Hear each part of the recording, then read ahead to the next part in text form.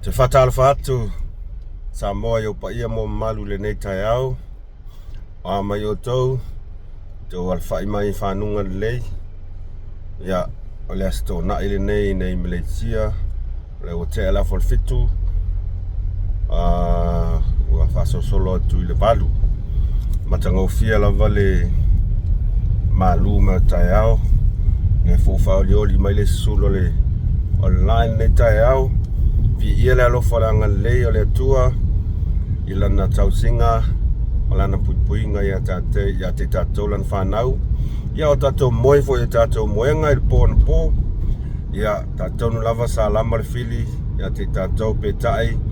o le atua lava sa ia puipui malavea ia te tatou ia le neu tatou au lia mai ai le nei asfo whapupu yaso le tatou ola e whatalofa atu ai malanganga whalo al tele sofa man malo Yesu Kiriso whatalofa atu i neo tātou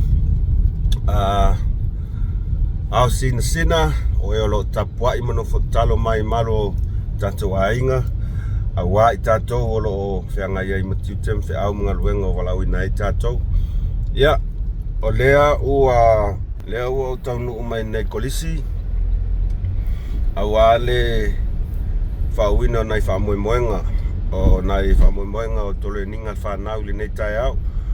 o le asto na ili nei malolo ai ia onga e ta ua aso livi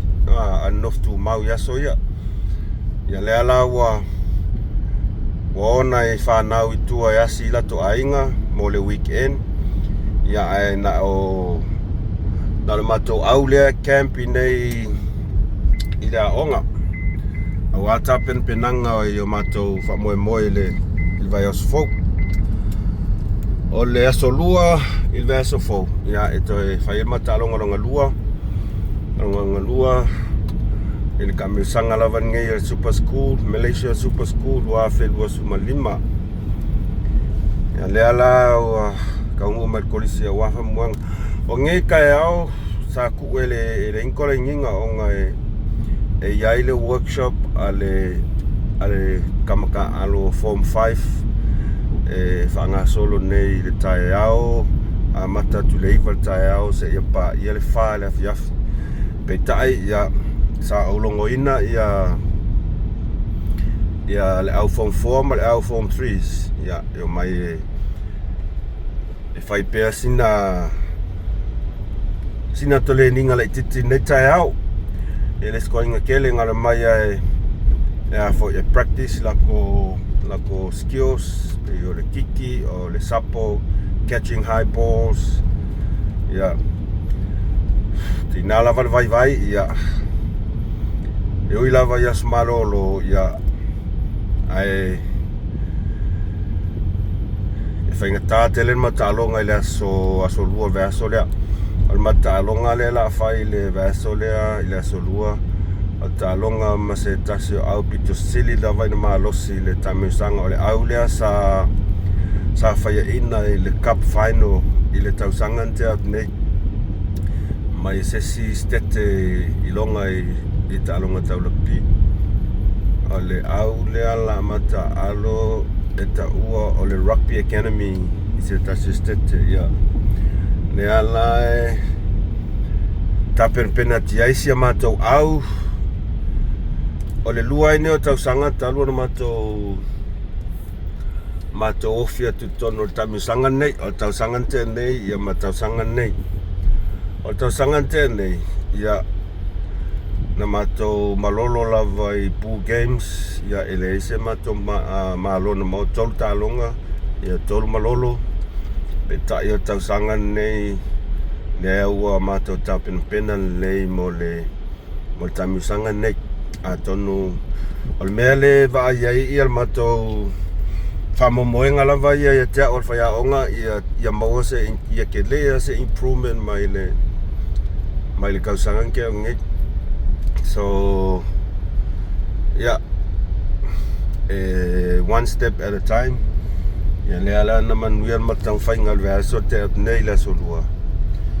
ia le ala ma sau ni unia tinei mo talonga i le aso lua le aso lea ma le au malosi lava na ia tingar vai ia ai tam fai mai lava ia aua lava ne ia nei vaenga misi o tapen penanga nei whanau ia atonu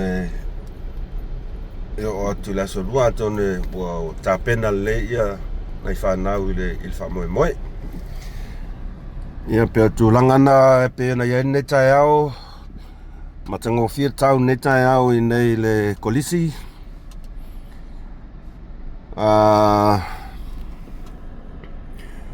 nea le ima se se kaungu mai no le whamoemoe a matatalong ia tole ninga la folvat ia le ko le valu ia le tanu mai le i kolisi mo tapen penanga mo tole ninga ia oa ia ain whamoemoenga fofua le nei Taeao po fea lava mai moa mai ai ia se vainga na tono le il malai suun malai Taeao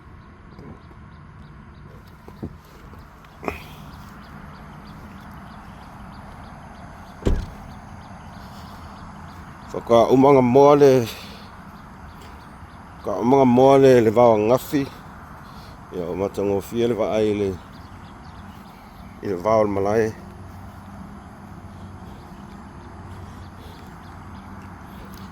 ia ato se sila mai ia o loko a koa le onga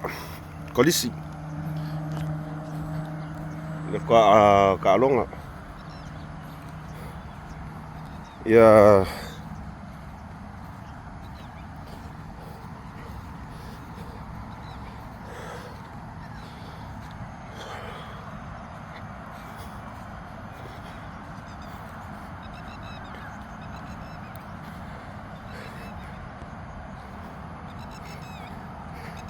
koe mangkua e foi vai kaimie ia sola kiki ngaleo ala sko ngai ala Taeao ai fas ulman miki su e maleo foi masa sai masa e va ka ai tape ai saungi doi i kalonga sko ngai ia ia swing ole oranga ar kaiminge sole ka va ai sa moso kasi ka mai kia onga walua pe se vara kapi ia mako inga off vai la kapi ola skaunka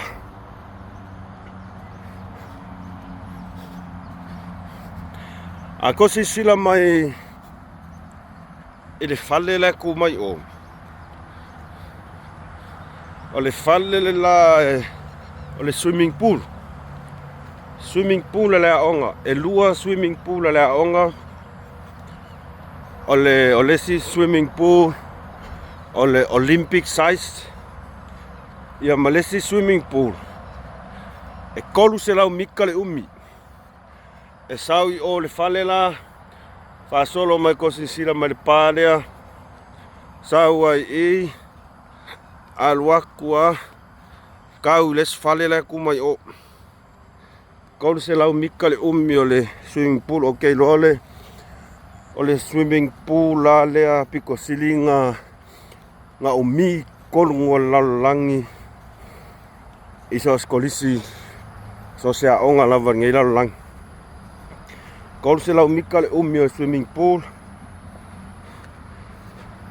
ko se sila mai ai sawa mai o sawa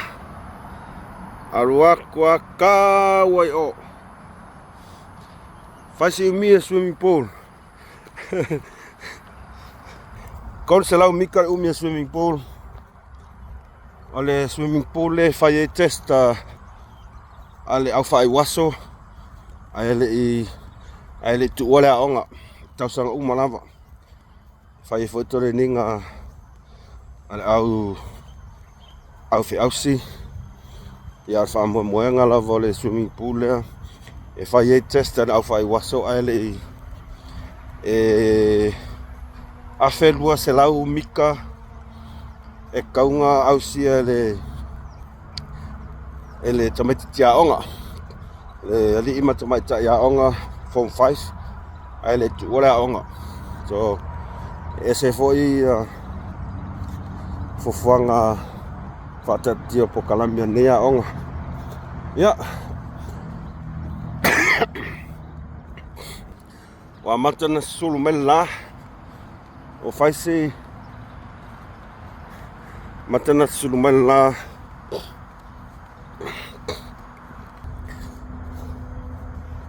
wa inga la le mai ko inga malum ko sa mole o fa malo set kingo o la fa malo kingo Taeao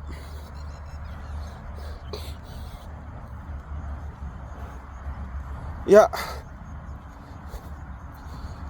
leila van tatum ta upu tau ne aso paule mea ya sauni atui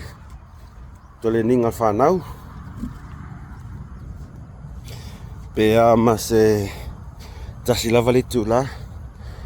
ia na tata pena mai lola ia matu tole ninga na neila fiafi po le afolfa na ile afoleongo ya ko e penga mai la ia makore inga ia toe lua lola ia matu tole ninga ila sa Taeao o le valu Taeao o le au mai le au atoa lava ia ma le wha le afiafi ia na malo lolo la ia le asonga fua ia e sauni oni ia loa ia tama mo talonga i le asolua ia fa moi lava i le mana o le di e tau nu Manuia fa moi nai whanau au e uia i na whaulu matou au tamirisanga ia ai fa moi ai le il mana o le li fa i malosi alum whanau tau inai le tau e le solua ia pole a lava le fa i unga tu ina mai ia e vi ia lava le li pe malo pe malolo ia o tu langa lava na ia talonga e ia ile au malo e ia foi au malolo ai whanau na ta inga lava le fa malosi au i sau whanau ia au le mafau le malo talonga le lasau a ia e taula ia mafau i lau performance o lau performance ia foi e lo ile results o lau performance e lo results ai au e te mafau le ile malo mafau lau performance to tu ato ile was lau percent lau performance ia fato ai lo ila ia le results ile fa ili mulmul la falia famars au na atonu fo ya ngai famars au tunisio au nisio alu fa na ta tu na sa mo po ni sila au ele au famars ya lau au e na fa na e focus ile man mano le ai ya matu ai focus lava lau performance o le performance le meta ua ia e whanau mai le results a le leila performance ia e le leifo le results so o le winga o la whamkalanga ia matua i wha mua lau performance i time o ta'alonga ai aua te pole results fatu ai loa lava results i le last whistle ale alfa ili o nisi nao ia te au lava ia i lau unga luenga whaiaonga i lau ai kia e fo e lui tau inai ia se whanau e le tāua le man malo ia te au ai tāua lau performance e whanau mai e le result o tālonga so focus i mea e tau ana whalei focus i lau manava focus i lau malosi ia ma focus I lo loto e whaatino tālonga I tonu. Ia e whanau mai ai le results I le taimi munmuli. Ia o lau wa ai kianga, I don't focus on the win. Never focus on the win. Focus on your performance. So o lau lava ai kianga e whamau au sia whanau. Ia o se talatuna I le nei Taeao matangofia le nei le suluma matangofia ma la I nei tonu kolisi o college yayasan saat e kango e kuko le college yayasan saat. Ya na watu lola ia le history at ko le aonga o kolisi I le ngata I mea tau aonga ia me tau talonga ia o lo maua umat I kongo le website le aonga I nei Malaka o le stete se tase stete Malaysia ia pauna se update au ne Taeao lasto nai ta tonu o lo Manuia o motou fofuanga ma fe au toi le nei aso ia yan Manuia o le atua alofa tele atu mo o tou mai am solini falpenga ma ngele ngai Malaysia. God bless. Fa se fua.